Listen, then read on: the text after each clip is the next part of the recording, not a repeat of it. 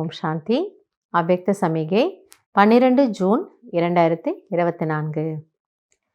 बाबा என்ன சொல்றாருன்னா, जैसे साइंस का यंत्र गर्मी या सर्दी का वायुमंडल बना देता है, ऐसे आप मास्टर सर्वशक्तिवान आत्माएं अपने साइलेंस अर्थात याद की शक्ति से.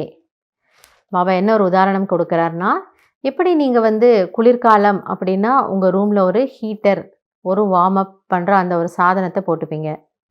அல்லது வெயில் காலம் அப்படின்னா உள்ள ஒரு ஏசி போட்டுக்கிறீங்க.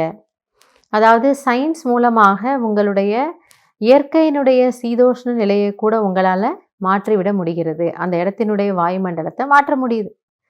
அதே போன்று மாஸ்டர் சர்வசக்திவான் ஆத்மாக்களாகிய நீங்கள் உங்களுடைய அமைதி அல்லது நினைவின் சக்தி மூலம் அங்கே எப்படி அது அந்த சில்னஸையும் அந்த ஹீட்டையும் அது ஸ்ப்ரெட் பண்ணுதோ அதே போன்று अपने लगन की स्थिति द्वारा जो भी वायुमंडल या वाइब्रेशन फैलाना चाहो वो फैला सकते हो.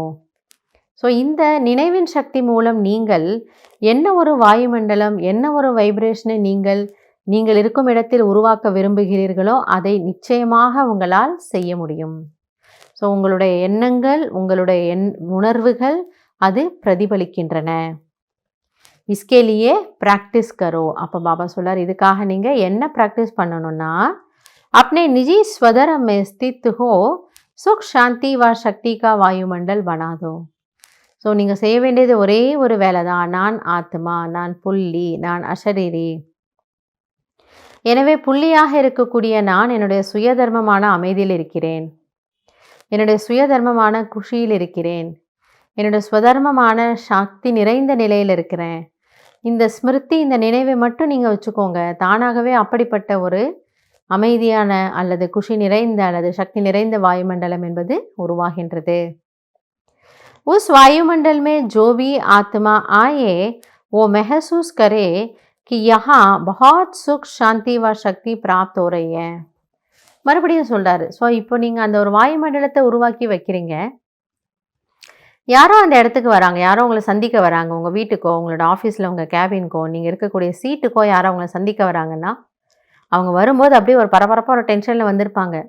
ஆனால் நீங்கள் இருக்கக்கூடிய இடத்துக்கு வந்த உடனே, அந்த வாயுமண்டலத்துக்கு வந்த உடனே அவர்களுக்கு அந்த அமைதி ஃபீல் ஆகணும், அந்த ஒரு ப்ரொடெக்ஷன், அந்த ஒரு சக்தி, ஒரு தைரியம் ஃபீல் ஆகணும், ஒரு குஷி ஃபீல் ஆகணும். ஏன்னா நீங்கள் உருவாக்கி வச்சுருக்கீங்க இல்லையா? அதுதானே பாபா சொன்னார். அந்த ஏசி போட்ட உடனே அங்கே சில்னஸ் ஸ்ப்ரெட் ஆக ஆரம்பிச்சிடுச்சு. இது எப்படி ஒர்க் பண்ணுது அப்படின்லாம் நம்ம ஆராய்ச்சி பண்ணுறதில்ல. அதே போல் உங்களோட ஸ்திதி, அதை நீங்கள் ஸ்விட்சை ஆன் பண்ணி விட்டீங்க, ஸ்மிருதியை ஆன் பண்ணி விட்டீங்க, நான் சக்தி நிறைந்த அமைதி நிறைந்த ஆத்மான்றதை ஆன் பண்ணினீங்கன்னா தானாகவே அது ஸ்ப்ரெட் ஆகுது. அப்போது அது மற்றவங்களுக்கு ஃபீல் ஆகுது. இங்கே போயிட்டு வரும்பொழுது நான் கொஞ்சம் ரிலாக்ஸ்டாக இருந்தேன், என் மனசுக்கு கொஞ்சம் தைரியம் கிடச்சிது, நான் கொஞ்சம் குஷியாக ஃபீல் பண்ணேன், ஆறுதலாக இருந்தது. ஸோ இதுதான் பாபா சொல்கிறார் கர்மயோகி. ஸோ இதெல்லாம் பாபா எதுக்காக சொல்லிட்டு வராரு? கர்மயோகியினுடைய அடையாளம் என்ன, முதல்ல என்னென்ன பண்ணணும், எப்படி எப்படி பண்ணணுன்றதை கொஞ்ச நாள் நமக்கு புரிய வச்சார். இப்போ அதை எப்படி நீங்கள் ஐடென்டிஃபை பண்ணலாம், அதற்கான அத்தாட்சி என்ன? நான் கர்மயோகியாக இருக்கேன். ஸோ நீங்கள் கர்மயோகியாக இருக்கீங்கன்னா அந்த இடத்துக்கு வர்றவங்களுக்கு அந்த வைப்ரேஷன் ஃபீல் ஆகணும். ஸோ அது ஃபீல் ஆகுதான்னு நம்ம இன்றைக்கி செக் பண்ணலாம். நல்லது. ஓம் சாந்தி.